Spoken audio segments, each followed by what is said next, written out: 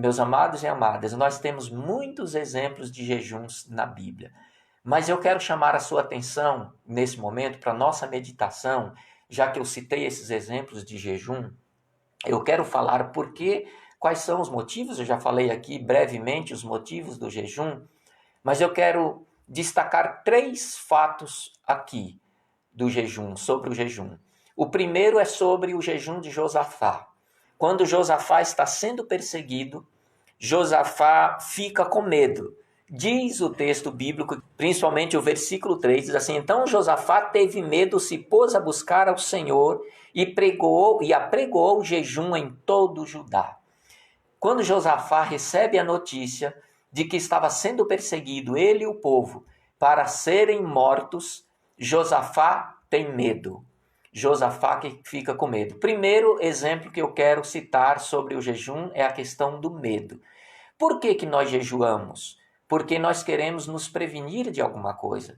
Porque nós queremos ficar livres de alguma coisa. Nós queremos ficar livres de uma angústia, de uma situação terrível.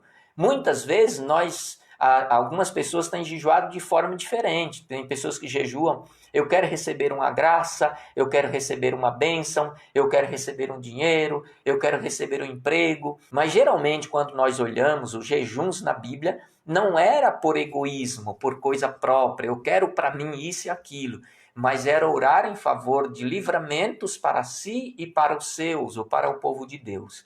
E nesse momento Josafá fica com medo, mas ele não se amedronta a ponto de fugir e esquecer-se de Deus.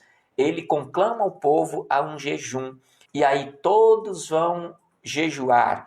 Inclusive, no versículo de número 9, diz assim: se algum mal nos sobrevier, espada por castigo, peste ou fome, nós nos apresentaremos diante desta casa, diante de ti, pois o teu nome está nesta casa, e clamaremos a ti na nossa angústia, e tu nos ouvirás e livrarás. Se tiver algum mal sobrevier sobre nós, se alguma espada ou algum castigo vier sobre nós, se alguma peste vier sobre nós, se alguma fome vier sobre nós, nós vamos orar ao Senhor e o Senhor vai nos livrar. O Senhor vai nos ouvir e nos livrar. Imagina, nós estamos vivendo dias assim também. Aqui o texto é muito claro do versículo 9. Se vier um mal, se vier uma espada, um castigo, se vier a fome, se vier a peste, se vier qualquer coisa que tire a paz daquelas pessoas, que tirasse a paz daquelas pessoas, eles oravam e jejuavam a Deus. Nós estamos vivendo mais ou menos isso. A peste está aí. A fome já está batendo a porta de muitas pessoas. Está aí a fome, está aí a peste, está aí esse mal sobrevindo, quem sabe o castigo vindo sobre essas pessoas, sobre todos nós, sobre essa população, sobre esse mundo. O que nós devemos fazer? Fazer como Josafá, jejuar. Se a nossa oração, nós estamos orando, aqueles momentos de oração nas nossas casas são importantes, sim, muito importante, mas nós precisamos intensificar um pouco mais. Jesus já dizia para os seus discípulos: tem castas que para sair é necessário jejum e oração. E aí Josafá pede o livramento a Deus e conclama todo o povo para orar a Deus para fazer esse jejum. Eu quero citar o exemplo de Joel também, o jejum que conclamou Joel. Joel capítulo 1, versículos 13 e 14. Cingi-vos de pano de saco e lamentai, sacerdotes. Uivai, ministros do altar. Vinde, ministros de meu Deus. Passai a noite vestidos de panos de saco, porque da casa de vosso Deus foi cortada a oferta de manjares e a libação. Promulgai um santo jejum, convocai uma assembleia solene, congregai os anciãos, todos os moradores desta terra para a casa do Senhor, vosso Deus, e clamai ao Senhor.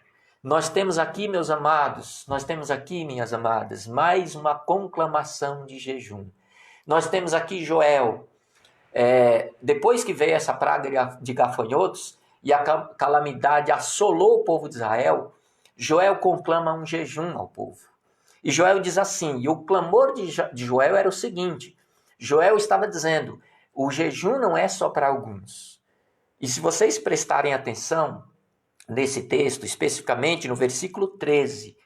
Joel, capítulo 1, versículo 13, ele conclama o jejum a partir de cima. Ele diz assim: cingivos de pano de saco e lamentai, sacerdotes. Primeiro ele chama os sacerdotes.